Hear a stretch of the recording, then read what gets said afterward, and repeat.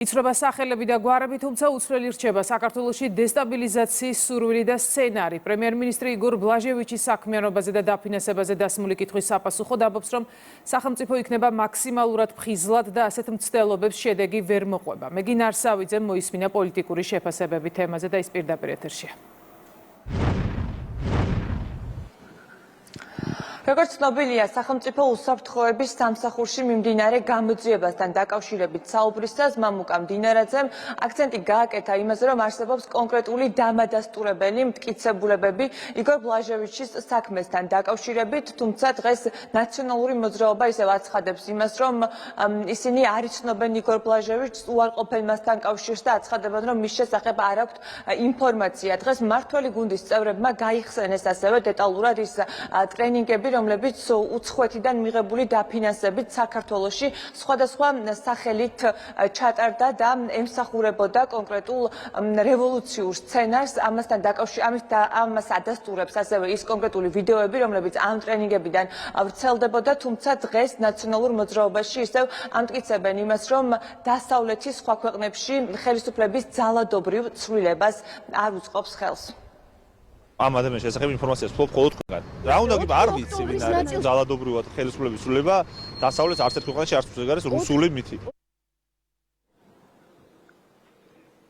სახელმწიფო გუნდში განმარტავენ, რომ არ იცვლება მხოლოდ იცვლება სახელები და გვარები, თუმცა არ იცვლება ის სცენარი, ის ანტისახელმწიფოებრივი სცენარი, რომელსაც ემსახურება ოპოზიცია. დღეს კიდევ ერთხელ განმარტეს, რომ სახელმწიფო უწყებები მუშაობენ ეფექტიანად და ასევე ოპოზიციას შეახსენეს თუ როგორ დასრულდა ყველა ის რევოლუციური სცენარი თუ მიზანი, რომელიც მათ ჰქონდათ და განმარტეს, რომ ამ სცენარსაც იგივე ბედიელის, ასეც წარუმატებლობისთვის იქნება განწირული, რადგან სახელმწიფო უწყებები ამ შემთხვევაში იმუშავებენ ეფექტიანად.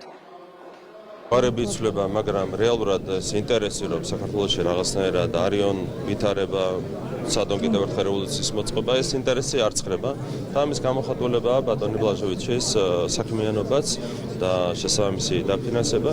რა თქმა უნდა, სახელმწიფო იქნება მაქსიმალურად ფხიზლად და არ დაუშვებს ასეთი მცდელობების. თავისთავად ოპოზიციას რო უწევდა ამის უარყოფა, ესეც მეტყველებს იმაზე, თუ რა არის ამ ყველაფრის უკან.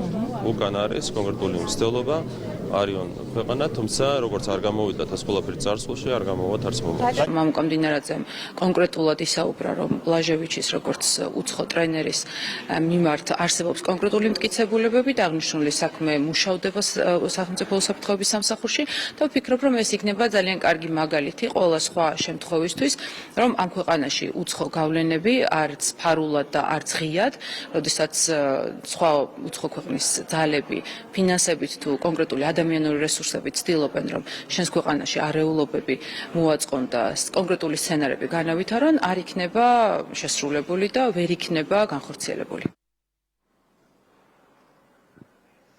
ქართული ოპოზიციის უცვლელი დღის წესრიგი აკერმანიდან ბლაჟევიჩამდე მმართველ გუნდში აცხადებენ, რომ ქვეყნის წინააღმდეგ მიმართული გეგმები ამ შემთხვევაშიც ჩავარდება.